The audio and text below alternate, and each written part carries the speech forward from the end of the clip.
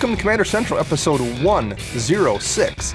And today we are going to talk about our weekend at Magic Fest Madison and all that entails. I'm Dana. I'm Max. And it's GP Madison from Chris. You're going to stick with that. I am, to the bitter end, because you know what? It was no different than any other GP we've ever been to. It's Istanbul, not Constantinople to you. You're right, though. It wasn't. Like, it was visibly, physically no different than anything I've been to before. So nothing has changed. And they still managed to have not found no space for casual players to play EDH. We still had to bounce all over the place, so that didn't change either. But it was a good time. I don't mean that in a negative way. It just was. The rebranding was a rebranding pretty much exclusively, and there was nothing else really different about it. So we're going to talk about just what we did there and a little bit specifically about maybe some trends we saw in games, cards that we saw getting played, things like that. So it'll be a relatively casual kind of freeform show here going on today, in part also because I think we had a long weekend and we're still getting caught up at work and in life and those kind of things. So, but first, fun games get played this week. I don't think so. No. Max didn't go to the shop. I actually went in and played on Tuesday and it was busy. I would imagine because everyone wanted to get their games in before like finals week starts and stuff because there was, I think, 5 pods we had firing for a better part of the night. Wow. I did get to kill somebody with Sign in Blood. That always feels pretty good. That's always a great way to end the night. It was off a Bolus of Citadel, too. I got Citadel out, drew a few cards, and I had enough permanents in play I could tap it. I killed one person, knocked somebody down from 12 to 2, and then killed him with a Sign in Blood. So that was the highlight of my night, getting to do that. But yeah, it was because this was on Tuesday, but I was kind of in a daze. I was just like, I played so much this weekend. Like, I'm here playing, but my brain is not in it at all. Mm-hmm. I know the feeling. So, but we'll talk about probably some games we played at Madison a little bit later on. So we'll just move ahead and talk about social media briefly. Where can you find us if you want to tell us about something cool you've done lately on Magic? You can find us on Twitter at CMDR Central. You can find us on Facebook by searching CMDR Central. You can find us on YouTube searching CMDR Central, and find us online at cmdrcentral.com. And you can also head over to patreon.com by searching CMDR Central. Check out our reward tiers. For $2 a month, you get into our chat room to talk Magic and Game of Thrones and all the fun stuff that's going on. Detective Pikachu. Yeah. And we do want to give a shout out to our newest patron, Adam Schultz. So thank you for supporting us, Adam. Thank you very much, Adam. And thank you for having an easy name so Max didn't butcher it. Nor me, because the week Max was gone, I messed a few of them up too. Yeah, I like that one. Was it a Slack message or a Twitter or whatever? And the one gentleman that you guys both butchered his name. I'm glad to see you guys both couldn't get it right. Both screwed it up, yeah. Yeah, that was pretty on brand from both of us there. That's why I don't even attempt. Yeah, just leave it to us to screw up. Yeah, no, that's fair. We also have a contest going on this month. We are. If you become a Patreon supporter by the end of May, you'll be entered to win that Rolesque Apex Hybrid deck we built on episode 100. Yeah. And that will be given away to a lucky patron supporter, along with the Aaron Kane wooden deck box provided by patron supporter and listener David S. That's a pretty good contest. So yeah, it is. You just got to help us out a little bit, and you'll be entered in the contest to win that sweet deck with a sweet deck box. Yes. All right. Let's just jump right into talking about GP Madison if you're Chris, and Magic Fest Madison if you're anybody else. But we won't go to the Commander stuff right away, because Chris played in the main event. Indeed, I did. Which is actually the GP portion of the Magic Fest. Yep. And that was limited. Correct. Sealed 6-packs, which, not technically 6-packs, they hand you a sealed container of cards. That have already been opened, right? Yep. Color sorted, but not alphabetized, which drove all of us up a wall that were sitting next to me. They did it. They did 50% of the work for you. Yeah. It was just like, we're going through, it's like, oh, colors. I'm like, why didn't you just alphabetize this while you were at it? It would have made this so much faster. Right. So how did you wind up doing the event? I went 2 and 4 and then dropped. But you got enough points for my buys. Yep. That's nice. Yeah. So when I go to Minneapolis, you got to buy. Yep.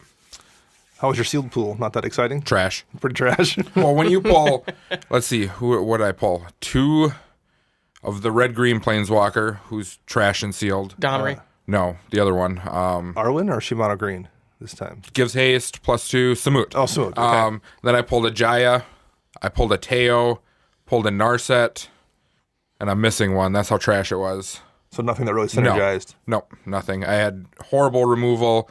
Didn't have a creature base to support red-green. Like, red-green was my color. Sure. But I had 6 creatures out of those 2 colors. Yeah, and I was rough. Like, well, that's cute. This God Eternal Ronus does me no good. Oh, no. Yeah, Ouch. So, That's rough. But your team had a couple people make day 2. yes, we had 3 people make day 2. One of them took 73rd place out of Nice. the 992 people or whatever that were playing. So, So that's a decent showing all told. yep. That's awesome. And one of the guys, this was his 3rd straight day 2 in limited. Yep. Big shout out to Mike Miller. 3 in a row. Every time I talk to him, he's like, "Nah, I can't do another one." And then he does it. Super casual about it. Yep. That's pretty impressive. Oh, yeah. So good for him. And good for the whole team. You guys did a nice job. So what are your thoughts, having done a few of these now, about the limited environment for War of the Spark? I like draft a lot more. I've been doing a lot of drafting on Arena, and the draft, you can actually build your synergies into your deck, whereas with Sealed, you're kind of just shafted with whatever you get and try to make it work. So I've really been liking the proliferate ability. The +1/+1 counters is huge. Sure. For me, anyways, the way that I play. And how's Arena been? You've been doing a lot of grinding on Arena, you said. Yeah. It was a lot of drafts. Arena's been blast. I started playing Standard today, and I played Mono Red, won my first match. No, not you. Well, I already had it built, so I didn't have to fork any of my tickets or whatever in to Your wild exchange cards. Yeah. Yep. Then the next 2 matches, I played some weird black-blue variant with, like, Enter the Godpharaoh or whatever, and weird other synergies, and something I hadn't seen before. The Amass deck. Yeah. So are you grinding out games and trying to get ranked again, or are you just playing for fun this time? Well, I hit gold ranking last night in draft, and I'm not really doing ranking right now. I'm trying to cheat the system, because there's a way to cheat the system. If you win X amount of games, when you go in, you pay certain coins. Sure. So if you win X amount of games, you actually get out ahead. So I'm doing that system to keep getting out ahead, and then jump back into draft, and then try to put my ranking up to platinum. So. Okay, nice. It's also good practice for the format as well. Yep, indeed. What's your next team GP event you guys have coming up? It's a good question. I think there's some guys going to Kansas City. Some guys might be going to Indianapolis, but for me, it's going to be the Minneapolis one. Okay, so not until August. Yep. Things are pretty quiet. Yep. Okay. All right. Well, I think that's probably the only standard-ish talk we've got going on here, because we played a ton of Commander. Chris even played quite a bit of Commander. Trash format. Trash cards in a trash format. Peasants. No, actually, I had fun. Yeah, we played a lot of Commander over the weekend. Before we played any games, though, we actually went around and hit a few vendors up and picked up some cards and did some swapping. And so what did you guys get for cards? Anything decent over the course of the weekend? Anything interesting? I picked up more shinies. You got some foils. I saw a foil Teferi in there somewhere. I bought the new 3-drop Teferi. For Brago, I'm guessing. Yes, for Brago. I got a time-stamped one. Nice. I also picked up Teferi's Protection in foil, finally. Oh, the Judge foil. Yes. Okay. That was probably my pickup of the weekend. Nice. Very reasonably priced, too. Chris bought some cards for himself, I think, but you were doing a lot of shopping for the store, actually. Like helping. Yeah, we did like a $3,000 purchase for the You store. guys were at buying one a of ton them. of singles. It was all Jeez. over the place. For myself, though, I picked up a miscut Fire Covenant, Oh, yeah, I saw that. That's right. You showed me that. and then a couple of like full art textless cards. Wasn't anything special. Okay. I was hunting for that stupid Thantis. Thantis the Warweaver, Warweaver, and no couldn't one find had one. one. Yeah. Out of like 7 vendors. I'm like, what is this? And the shop didn't have one either? No, Interesting. I'll look when we're done recording. I might have bought that card. just because I want to play Jund, and I'm like, you know what? This seems like it could be fun. There's like 3 or 4 Windgrace decks in the shop. Certainly those guys probably have Thantis. And it's not in their Windgrace deck. So Yeah, I should just ask around. Yeah. But yeah, that's one of those ones where it's not worth enough to be out on a display case or in a binder or anything. There was one shop that had like 12 boxes, like 5,000 count boxes, just sitting out. They're like, go ahead and look there. Yeah, I'm like, no. Well, I had a couple old alpha and beta cards that were from a collection that were in what I would call playground condition. For sure. So I got rid of those and wound up picking up an Underground Sea and a Transmute Artifact for my Vela deck. Well, there's both for my Vela deck, actually. Even though, like, that deck, an Underground Sea, the power level of that deck is not needed Underground Sea, but I wanted one anyway. So I think I got enough. I got cash, too, so I think I will cover my Vegas trip as well. So that worked out nicely for me. I got a few foils needed for War of the Spark. I think a Ronus and a Finale of Devastation I wanted in foil for my Recce deck. One thing I kind of noticed, particularly the not in demand duels like Scrubland and Taiga, seemed actually relatively well priced there compared to previous GPs I've been to lately. Yeah, I was kind of shocked at that too, because I was looking to pick up a Scrubland for Regna and Krav, but I guess over the course of the weekend I'd rather just get the foils I'm missing versus a dual land, kind of like with Vela. Sure. That dual land isn't really going to do anything to progress that deck right now, if ever, really. Well, I almost bought a Tropical. They had one marked at Moose Loot Gaming for like $140, and I'm like, Yeah. Yeah, the C I wound up getting, I think, was at $379, which is, don't get me wrong, still a ridiculous amount of money, but it's in really, really good shape. And I was like, man, because I got rid of the one I had last year when I got that moat, and I got like, it was almost $600 in credit at the time. Granted, you'll get less in cash, but like the price in those has definitely dropped, or at least it was cheaper at this particular GP for whatever reason. You know, you should have just, at Moose Loot, I saw a Underground C that was 4 in black border. But that they wanted like $450 for. You should have jumped on that just for the black border. The black border does look really good in those duels, but generally speaking, it's not worth the additional crazy amount of money you pay, particularly for an English one. So that was, but there weren't a ton of vendors there. But Madison's a small GP for the most part. I did get to go over to see DJ Johnson at the shop he was in. I can't remember which one. 95. Yep. Games? 95 cards? And 95 MTG. There we go. And I got to shuffle the Grosganti deck. I forgot about that. I got to do it too. Got to riffle shuffle it, and then he asked me if I could go get his Conjurer's Closet out of there signed by Jason Felix, and Felix was there. So I went into the Conjurer's Closet, and it was all beat to hell. Felix was there. And he did. He was like, oh, sure. Like, well, this is in pretty rough shape there. And I was like, well, I explained him, like, it's intentionally in rough shape. This is from a deck that's got all cards that are all just hammered. HP or worse. Yeah, so he signed that and brought it back for DJ, and so that was kind of fun, just seeing that gross deck in person, having seen it online a bunch of times. Yeah. So after all that stuff was done, we played a ton of games. A ton of long games. We had a 1-3. 3 was 3 hours. Well, I was knocked out at the 2-hour mark, and you guys played an hour after I got knocked out. Almost an hour and a half longer after you got knocked out. That was absurd. That was our first game on Saturday morning, too. Because we played Friday afternoon although we left relatively early on Friday, like 7, I think, or so. Right. But we played, the entire day on Saturday, and Sunday we played from, 10 in the morning till 1 in the afternoon, I think. So we got another 3 or 4 games in on Sunday. That long game was a slog. First of all, everyone was playing like a slow, grindy deck. That didn't help. So like the decks didn't mesh together at all.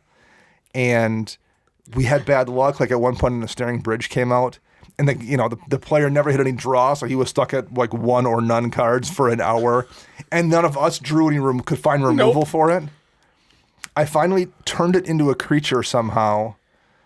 With a Tezzeret or something. There's a Karn ability, I think. Yes. Turned into a creature with a Karn ability, and I had a Swords to Plowshares that was exiled off an Ugin. The new Ugin makes the tokens, and I had a Swords to Plowshares exiled off an Ugin token, and I had to sacrifice my Ugin token to get the swords to swords the animated Ensnaring Bridge, so people could actually start attacking again. The whole game was dumb stuff like that. Yeah. So that one was a slog. Well, yeah. I mean, I was playing my Boros deck, and I was one of the last 2 players in that game. Yeah.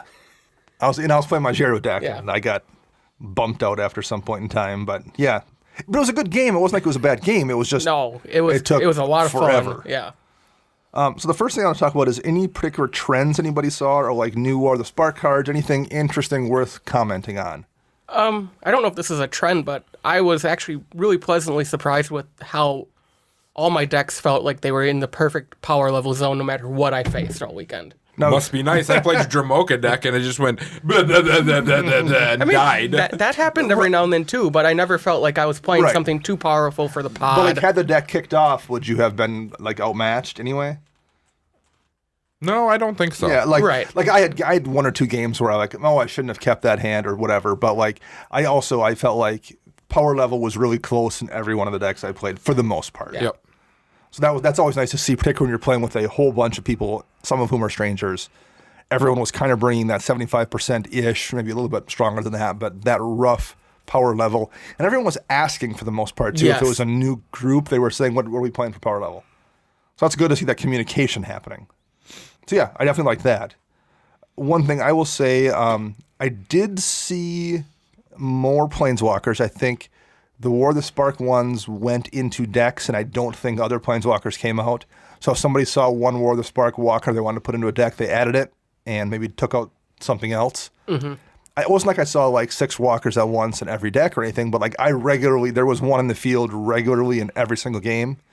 I drew the Elder Spell one time and looked down and like, oh, there's the Planeswalker for it, and killed it immediately. And it felt fine killing one Planeswalker, which is one of the things we had talked about. We thought that would be okay. It didn't bother me to spend 2 mana killing a Planeswalker like that. And then the same thing happened the next game I was in. Somebody else did the same thing. I think it was even my Tezzeret they killed. They didn't have their own Planeswalker out. There was one in play. It was worth their 2 mana to kill my Planeswalker too. So I do think there's more Planeswalker decks. I also think at our shop, people are talking about, I'm going to try my first Super Friends deck. So I think you're going to see more of that too. Even if people don't run a ton more, they're going to try their own Super Friends decks too. Bring it. So I saw that actually a lot this weekend where people are like, yeah, I built a Super Friends deck because we have 36 new ones. And so it's a lot easier. So you're not, lumped into what you have to play for your walkers. You got more of them that have different abilities that can help you out. Yeah, and you don't feel like you need to like, oh man, I need to find a Karn because there's so few, particularly if you're running something weird. That was the thing too. Like I'm seeing people talking about building Super Friends with weird commanders. It's not like they're playing Atraxa Super Friends or whatever. They're saying, yeah, I'm going to try. Well, actually, you mentioned Thantis, but I heard someone at the shop say they're going to build Thantis Super Friends in Jund.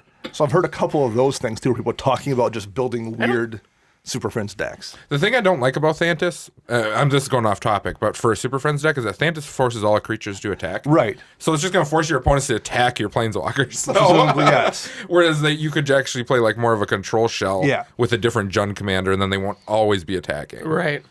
The one I was thinking of if I didn't have a deck was I would like to do Janara, Asura of War Super Friends, because you probably want to run a bunch of proliferate effects anyway, and her ability stacks with that. She's really low to the ground. It's easy to get her out to protect your stuff too. But anyway, there's a bunch of stuff you can build as your Super Friends commander, and people are kind of thinking outside the box. So I like to see that. That was Niv Mizzet, the new Niv Mizzet. Oh Lord. Oh Lord. But that was definitely one trend I saw. One more I'll address just because this is fresh in my mind. Ryan on the CAD Popcast. So that's Ryan from CCO, has his own kind of spin-off podcast now. And I think it was the most recent episode, but it was one of there's only like 3 out there. He was talking about how he's seen kind of a trend where people are running more targeted removal. Yep. And maybe not less board wipes, but they're not like, given a choice between running 3 board wipes and 5 board wipes, they'll run 3 and 2 targeted removal spells instead of 5. I would say I've noticed that as well. Oh yeah, I think our meta specifically has been trending that way for a long time. Like people have answers. Yeah. For the most part, like obviously you get those weird games where someone just doesn't draw something, but like I feel like when you play something that's a threat, there's a decent chance people have an answer for it somewhere in their hand. Mm-hmm. I mean, it's like we've said, it's easier to take out the problem versus all the problems and have to rebuild with everybody. Well, and especially if you yourself have a bunch of problems, right? Because you don't want to wipe your own thing out necessarily either. That's why you hold priority and then cast Nefarious Protection. Which, well, we'll get to that later. We will absolutely get to that later because that's one card I want to comment on too. So anything else from you guys? No. I mean, it was a good weekend. A lot of fun playing with all the listeners that found us. Yeah, so we ran into quite a few listeners. Our decoys worked. I do have a question for both of you, though. Yeah. Now, seeing how all these people listen to us, did you feel like they hated on you hard in every game that you sat down to play? I didn't. Nor did I. Wow. But we told them to pick on you. Did you really? No, we didn't. Oh, I didn't. No, I didn't. And I didn't feel particularly targeted. I think the first game I played, I was like, oh, am I getting hit because these guys know me? But after I looked at it, I'm like, no, my board state, I probably just like, that's a logical choice. And then after that, I never. Well, when you Genesis Wave into a Kamal's Judaic Vow into the green finale on turn 7, you deserve to die, Dana. I do. I think I won that game. You did. But yeah, no, I didn't actually notice that at all. Okay. But for listeners, let's see, our Patreon supporters as well, we saw Dan Mell, who's a Patreon supporter, played a few games with him. We had Josh, Patron supporter, Matt, Birdie, trying to think who else, Seaburn Visser from Chicago. Patrick Sapola. Patrick Sapola from Command Time podcast was there. And he played a good chunk of the day on Saturday. I saw him, but I never did get to sit down because it was Saturday. Saturday, you were the playing the main event. Yep. Yeah. I'm sure people I'm forgetting, but... How about, what's her name? Miss Erin Campbell? Yeah. Got to play some games with Erin Campbell. That was super who fun. I heard got really mad at Dana, which I found very amusing. I was actually concerned for Dana's life that game. She was playing Shirei, which does a lot of graveyard shenanigans stuff.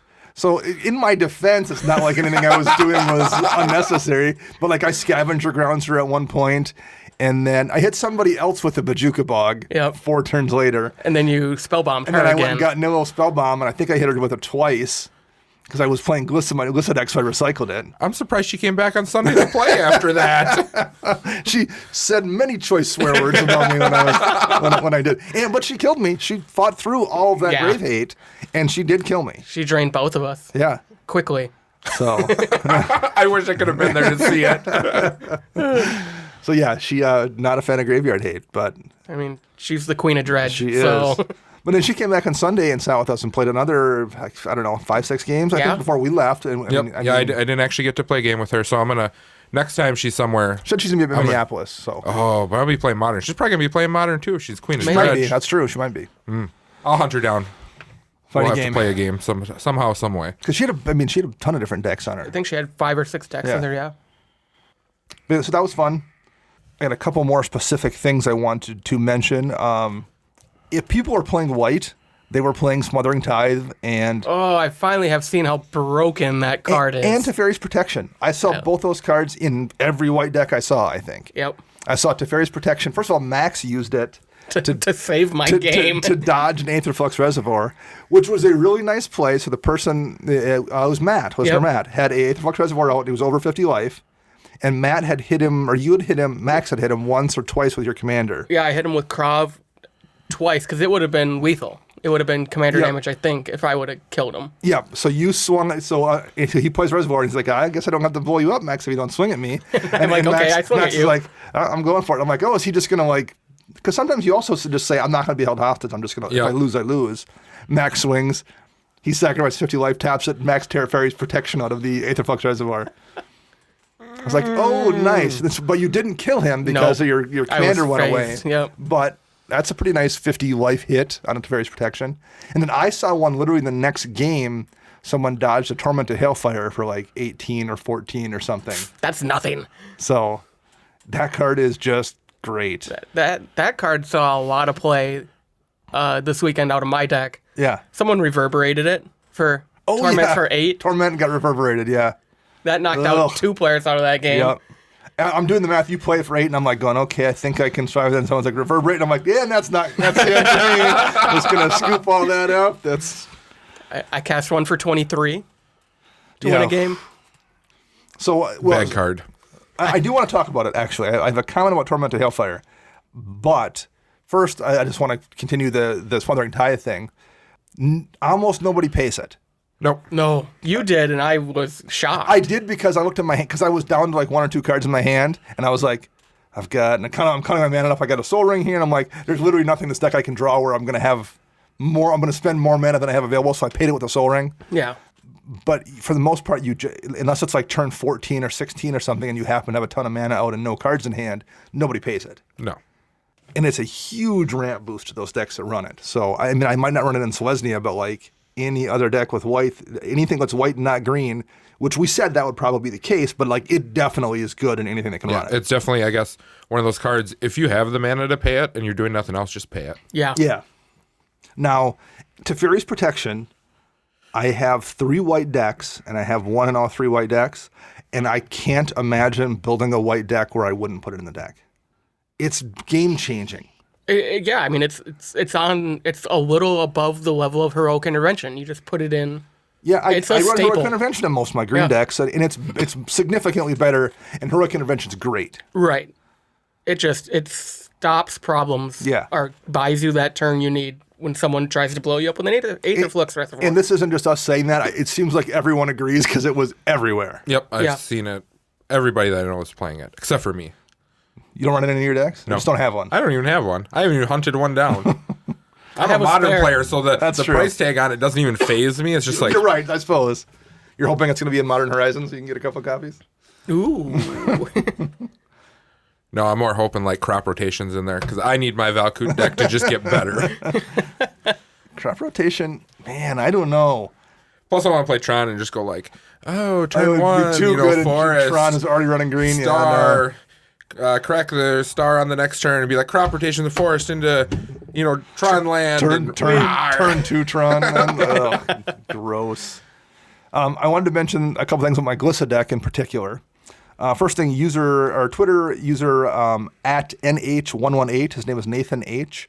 And he's a listener. He sent me his time-stamped Bowls to Citadel. Because I got one in the pre-release, but I didn't get the timestamp one, and I like the timestamp stuff for that deck. And he just said, "Hey, I'll send you one." Awesome. So he sent me one. I got it, and it was in my deck, and I used it this weekend and got it out at least once in one game. And then I got it out this Tuesday in a game too. I've been really happy with that card. But thank you very much, Nathan, for sending me that.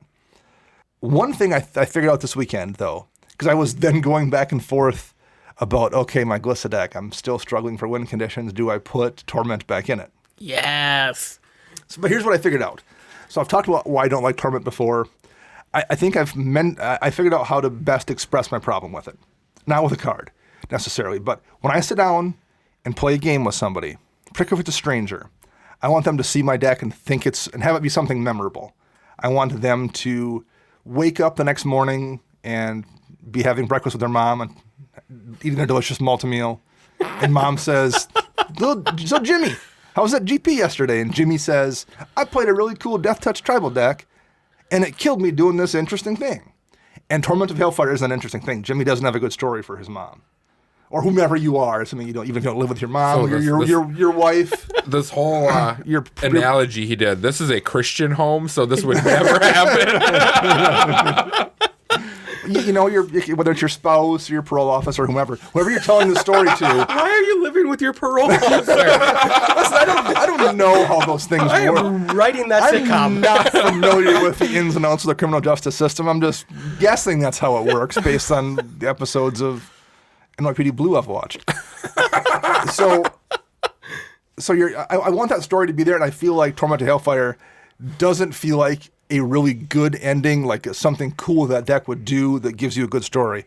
Not that Genesis Wave is like that special of a way to win, but when I Genesis Wave for 40 and I put like that many creatures down and you die to a ridiculously large Glissa Sunseeker and Hope of Jirapur, that's at least interesting, because who dies to a 2020 Hope of Jirapur? So I feel like even if it's a mundane action in that deck, it's such a stupid thing to have happen in Reki History of Kamigawa. It's memorable. And my Vela deck, whenever that deck wins, it's something dumb. You have a whole bunch of artifacts coming at you unblockable, or I've been able to sacrifice a bunch of dumb stuff and bring it back and loop it, or kick a Rider Replication onto Vela, or do whatever. It makes for an interesting kind of kill someone with a Sign in Blood kind of ending. And Torment in that Glissa deck, I feel like it's a unique, weird deck, and Torment doesn't give me the flashy, splashy win I want that deck to do. Now, I don't know how else to win with it, though. That's a problem. So maybe I do just run Torment again for now until I figure out what that splashy end would be. And I guess there's always Mindslaver, but I always feel like that's not a fun story to tell anybody either when they're like, "Oh, I got Mindslaver by a Glissa deck." That doesn't do it either. I think specifically with Glissa, you're going to get better stories out of the Torment, because with Glissa you can recur that Mindslaver a lot. Sure. And the mana you need to continue to do it is just the mana you'd pump into Torment to Hailfire. So why drag the game on for just 25, 30 minutes? You're 100% right. Where you can just play Torment for 15 and most likely win, if not kill a bunch of people, swing with a creature and win. Yeah, that's perfect. That's right. I just feel like I wish there was a way I could do it that was an interesting, kind of unique way that deck would win. And I have not found that, nor am I sure there is one, given how the deck is constructed. But that's what it comes down to for me now that I've thought about it more. That's what the situation is. Glissa has kind of the same problem as Brago. You just set up a bunch of soft locks and drag the game on, essentially. Yes, and grind out a ton of value as well. Any other War of the Spark cards anybody saw coming down that did a decent amount of work? Because this is really our first chance to see a bunch of War of the Spark stuff in play. I liked the new Neheb in my Boros deck. Yeah, he generated a ton of mana, and I got to pitch a bunch of lands I'd been drawing all game. I'm like, I'll ditch all these lands and draw a bunch of cards. Most of the Feather, I've seen a couple different Feather decks. Saw a couple down in Minneapolis. We have one in the shop. Feather's strong, really strong. Yep. I'm not so. I think people still haven't figured out how to respond to Feather yet. They're still in the mindset that, it's a Boros deck. I can let it slide. And you kind of can't. You kind of got to just kill Feather or deal with it. Yep. So I think that will reach equilibrium at some point once everyone kind of gets that in their head that they just can't let it do Feather things. Flusterstorm. Because that can kind of generate a soft lock too if you have like one of those protection spells. You're like, well, I need to cast 2 removal spells in a turn to deal with Feather if you let it get to that point. For sure. So just don't let it get to that point. That's what you have to do, I think, for that deck. Play Mana Barbs. Yeah, there you go. Well, or there's the Price of Progress. Whenever land is tapped for mana and another player's turn, it gets destroyed. Price of Glory. Price of Glory. Yep. Saw that this weekend. Yeah, we did. Oh, I didn't see that. What game was that? We were playing with Andrew, Yes, listener Josh, Andrew. and you and I. Yep. And you guys just wouldn't let me win that game. It was in so a, we in played a for Tolly like deck. 4 hours. Yeah, this was the 2.5-hour game on Friday night. Oof. I had the win like 3 times in a row, and they just wouldn't let me do it. And then we stumped 3 judges. That was awesome. Oh yeah, that was a good story too. So that wound up being, what was the card sequence there? Mission Briefing and Approach of the Second Sun. And the question was, if you cast Approach from your graveyard with Mission Briefing, does it get exiled or put in 7 from the top? Yep. And we went and talked to multiple judges before we kind of got the official ruling, which Because was Mission Briefing reads, when this card is put into the graveyard this turn, exile it. Whereas most Flashback is just auto-exile. Yep. So because Approach says put it 7 from the top, I get to shuffle it back in. Yep. Took you 3 times casting that card to win that game. Because you guys just wouldn't let it happen. I feel like that's probably the best play, is to not let Chris win with Approach. That's such a trash deck. I need to fix it so bad. Hey, You haven't tweaked it at all since? No. Okay. you've also won every game but one with that deck. Yep. The one game I lost, I just got out-tempoed by a mono-white deck. SRAM, I mean. There's not much you can do about that. Right. So. Yeah, you need a few board wipes, and then it won't bounce back. But if you don't have them in hand, that's just what it is. How's your Tassiger one been playing? Did you play it all this weekend? I played it twice this weekend, and yeah, that deck's going away. You don't like the play style of it? I don't like it with Planeswalkers. You just don't, okay. I get my Eugene back. You get your Eugene back. I think you have my Garruk in there, too. Yep. So are you going to just try a different Tassiger deck, or are you just not into the whole thing? I don't think I'm going to build another Tasker deck. I think I'm going to build a really low-budget Tuvasa deck instead. Okay. Try to do 3 colors again. Pretty much all the enchantments are going to be commons and uncommons, except for a couple. Just because I know I have like an asceticism laying around and waste a protector. I saw a new Niv Mizzet deck that generates pretty good value. The deck doesn't have a good win condition, at least the one I saw didn't. But it's kind of, it wasn't really food chain, but it was kind of a similar thing where the goodest goal is just to cast Niv to draw cards, to then sack Niv to cast them to draw cards. And I can see how tuned that will be a tight deck. There's already a good CEDH version that's running food chain. So there's definitely that as an option that people will probably go to at some point. But this one wasn't that version of it. But I hadn't seen the new Niven play before, so that was kind of cool to see. I'm trying to think of any other new commanders. The new Krenko. Oh man! So the new Krenko is mean, and it's probably better than the old one. Yeah, it's definitely. I think the old Krenko, if it comes down at a certain point in the game with haste, you make so many tokens. Like if they already have a board state and they play the old Krenko and have a way to tap it, you just get overwhelmed. But I think the new one, when you play it early on, and it does really good with limited support. Yeah. And throw like something like Champion's Helm on it, so you're giving it hexproof and you are buffing it to help it make more stuff. That was really strong. That was a commander I felt like I couldn't let be on the field. Yeah, that deck wrecked my face multiple times over the weekend. I wrecked someone on Arena with Krenko. Did you? Last night. Oh, yeah. Yeah, Krenko's super strong. Put a +1/+1 counter on him, then proliferate, then attack with him, put another counter on. And what Drop 4 goblins into play. And what I like about him is you don't have to just do the Voltron thing. You could do just a really bad Zada deck and just only use him. Yeah. Oh, I'm going to Titan Strength them and make 4 goblins, and then I'll do it again next turn and make 17 goblins or whatever. I don't want to go too much into cards because we're going to do that retrospective on the set at some point, but I will mention a few new cards I played and saw. Finale of Devastation is the green finale. I think I cast it twice, and at least in my Recce deck where I'm running it, I just win the game. Yeah. Because I've been able to go get Nylea most of the time is what I've gone and gotten. Who comes down, gives all my guys trample and +6/+6. Well, I guess if I cast it for like 10 or 12 or something, then it's even more of a bomb, but like you just win. And the same thing to a degree is true of God Eternal Ronus. Now I have one in my Glissa deck and one in my Recce deck. In my Glissa deck, it's not as explosive because there's less creatures and it doesn't give trample. And doesn't give trample, whereas my Recce deck, a lot of stuff has trample, and I have multiple ways to grant trample on top of it. But same thing, in that Recce deck, particularly when Ronus comes down, I also just win probably. And I think the times I cast it, I won. So both those cards have been fantastic. The red finale, I've got a Mamina and Den deck, and I got to cast it once on Tuesday night. That's the one that they're running in Modern in the Phoenix deck to bring something back. I put it in there thinking, because that deck is a landfall deck, I would oftentimes have a ton of mana to copy the spell 6 times. I cast it with X set as 2. And obviously that's not going to work every week, but it was relatively early in the game. It was like turn 6, and I cast it for X as 2 and cast a Nature's Lore out of the graveyard and a Berserk on the new Multani, who was like an 8/8 or a 9/9, and swung and clocked somebody and knocked them from like 22 down to 6 damage or whatever. And then I had a Rishkar's Expertise in hand and cast that on Multani and drew 19 cards or whatever the heck it was. Jeez. I'm like, man, that's a pretty good value for casting that finale at X with X set as 2. Now, that's not going to happen like that every single time, but like looking at that particular deck, then I was kind of looking through it. I'm like, most of my instant sorceries are only 3 mana tops.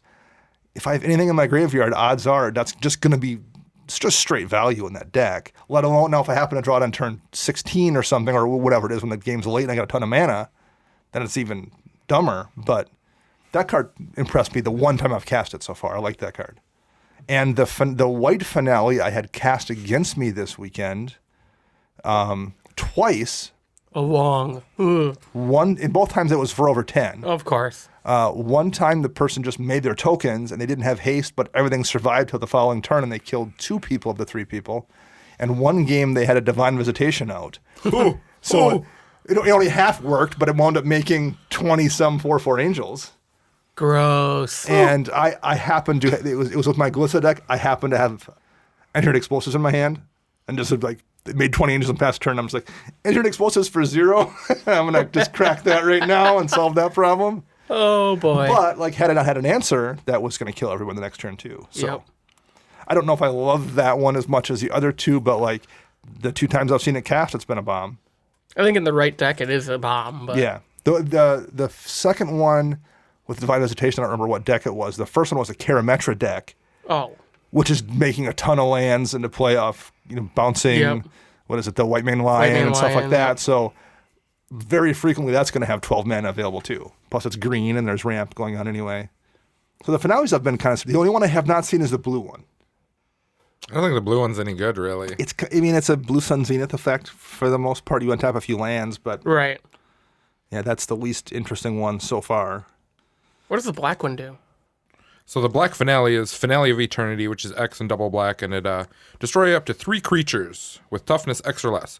If X is 10 or more, return all creature cards from your graveyard to the battlefield. From your graveyard to the battlefield. Okay. I'm kind of surprised no one's, maybe I haven't seen it too. It could be in a bunch of decks. That's a solid card. Nah. It's a lot to build around. And I mean, so 10 or more, so it's got to be 12 mana to get your creatures back. And it's toughness X or less. So, I mean, to kill 3 creatures, you need at least 6 mana into it to kill any decent creatures. Yeah. So you're pumping, that's 6 mana out, and At 6 mana, you can just play other, or you can put 2 more cards and play any of the really good 8 mana Wrath and stuff like that. So Decree of Pain or something like that. Yep. I saw a couple of Illarg decks. I think one at the shop and then a couple in Madison. Did you see any of the pig? I've seen the pig in decks. I have not seen the decks helmed by the pig. Pretty solid. It feels, at least the ones I saw, it was a little glass cannon. Like you just kill somebody because you drop an Eldrazi or something and blow somebody up when they're not ready for it. And then everyone else is like, oh, well, that's going to happen to me next turn, so I'm just going to throw everything at you and kill you or keep my removal up. So it feels a little glass cannon. I think it's probably better in a deck. What deck did you see it in, Max? Do you remember? Atali. Yep. Saw it in an Atali deck this weekend. Which I think if you were going to do a mono red deck, I think Atali is the better one of the two. Because you get the bonus off of the pig being in the deck, but Atali gives you just so much value off of everything if you swing with Atali once, oftentimes it's almost enough. Yep. I got milled out by a Jaleva deck. Okay. Not intentionally. It wasn't his plan. It was just the game went. It wasn't even that long of a game. See, everyone else listens to me when I say play Eldrazi, and you don't listen, and this is what happens. Yeah, I don't. Dave's like, I don't want to play Eldrazi. I don't want to play Eldrazi, You just put one Titan in there, but and the only reason it's in there is for the shuffle effect. But it milled out 2 people, and I think I was down to 6 cards left in my library when I killed whoever I killed. But yeah, I came close. Like one more Jaleva cast, I was dead. Yep. Wow. So, and the Jaleva player hit somebody else's time, whatever it wasn't time spiral, but hit somebody else's extra turn spell. Okay. And I was like, I didn't sign up. I was like, there are an extra turn spells. Someone else is going to cast them on you. That's how it goes sometimes. That's why you play Nexus, because then it just gets shuffled back into your library. Sure. There we go. Yeah. It never goes away. Anybody see any other fun decks or anything worth talking about? Yes, I played against Josh. Listener? I don't believe, is he Patreon supporter? Yes, he is. Okay. And he was playing a Mishra deck. Yeah, Mishra's always cool. This deck is different than any other Mishra deck I saw. Not the Possibility Storm one? No. It was literally like he's playing like Thief of Sanity, Gonti, other stuff like that to steal your stuff. Which you can then cast. So he's like taking Soul Ring. Oh, and then I'll search my library for this card. I'm taking your Soul Ring. And what do you know? I happen to give a Soul Ring in my library and that's pretty much what the whole deck was doing. Nice. Like, I'll play a Hostage Taker. I'll take that. Oh, now I'll cast it off my Hostage Taker and go for mine. And then I'll blink my Hostage Taker to my hand, recast it, take that, search my deck for that one. And I'm like, this is awesome. I love this. He also had a not Dragonlord Silumgar, the one that steals planeswalkers. Oh, yes. Dragonlord Slumgar. Yeah, is it that one? Yes. Okay, it's not the -1/-1 Drifting Death is the -1. That deck was fun. That was part of the 3-hour game that just kept stealing all of Dana's planeswalkers from Dejaru. No, I really liked that. Like his decks were powerful. Yeah. But I do have to say a big thank you to him because I saw numerous times where he could have just gone straight up ham, I win, but he knew how to play it lax and let everyone enjoy the game type of deal. Yeah. Yeah, that deck was probably definitely not, the Dragonlord one was not his strongest. But yeah, everyone was kind of playing, like we said, everyone was playing with the power level of the group they were playing in. That was nice to see as well. Yep. Yeah, he beat me with, I took out 2 people in Mogus, and he's pretty much dead, and then he's like, Angel's Grace, and I'm like, In that Vona deck. Yeah, it was an awesome play. I'm like, of all the cards, that was the only card that was going to save you, too. It wasn't Vona, it's the Selenia deck. Oh, the life swap one, the Selenia deck. He was getting tired. He works a weird shift, and so he was like up off his schedule. And because I think the last game he played, he was playing that Selenia deck, and he just number one, he was getting focused, and I was focusing him to a degree too because that Selenia deck, if Selenia is out, there's like 7 or 8 cards you can top deck and just win. Yep. So I was hitting him too. And he's tired, and he's into his last game. He's ready to leave, and man, that guy looked haunted. like he was ready to go at that point too. So, but he was fun to play with. Everyone was. Yep. We had a really nice time. We went to lunch with listener Seaburn from Chicago. Yep. I call him Seeb. I do too, because then I'm like Seaburn or Seaburn. Where was mine? Where was my stuff that he we was left supposed Chris to bring? behind. We're at you lunch. were playing in the GP. We're at lunch, and Max gets a text from Chris. Where'd you go? Yeah, who did I run into? I ran into Matt. Yeah. I think it was Matt I ran into. He's like, oh, they went out for lunch. And I'm like, really? I'm walking around in circles looking for you guys. And hey, Beep. Thanks for asking if I wanted to go. So I text back. I said, well, you're playing in the main event. Do you want us to bring you back a piece of pie? We thought he was serious at first because we were both like, oh, I thought he was playing the event. I didn't even think to come find him. I didn't think he dropped yet. No. And he hadn't. No, I was just harassing. Yeah, it was good. We went out to dinner with the team and Jason Felix Saturday. Artist Jason Felix went out with us on Friday night in Team D20. That was kind of cool. Yep. And then I think he went drinking with a couple of the people afterwards. I'm too old for that. I went to bed. I'm too old for that, too. I shouldn't have done it when we were out to eat. Chris had too many margaritas on Saturday night. Oh, they were so good, though. He tackled your side view mirror. He did. He had some little bit of trouble with my vehicle. He got it out of line, so Chris had to put it in its place. Is that why you tried to kill us on Sunday, then? Yeah. We're driving back, all of a sudden, oh, God, we're stopping! Well, then we got stuck in traffic on the way home. For a 600-foot bridge. Yeah. An hour and a half standstill traffic. Yeah, that was brutal. I know Phil, the LGS owner, called me that night when they were on their way back, and he's like, so we're stuck in traffic. What's going on up there? I'm like, oh, it's like a 600-foot bridge. Don't worry. He gets through it, calls me back. He's like, that was stupid. Yeah. I'm like, I know. I did not understand traffic flow, how it can just, that one little span can screw up traffic going for 15 miles behind it. Yep. Because once you get past it, it was fine. Yep. Yeah, that was ridiculous. We should have taken the hint of everyone who was turning off on that one exit through. Yes. Where are they going? Yeah. Why is everybody getting off in this rinky-dink little town? But I'm already, my energy's back, and I'm ready for Kansas City in 2 weeks. I'm getting there. You're getting there. I'm getting there. You're fighting back into shape. Yes. Have fun. We will. We'll bring some stories back. I'm not bringing you back barbecue. I can't guarantee it's going to make it back. Yes. No, don't bring me anything.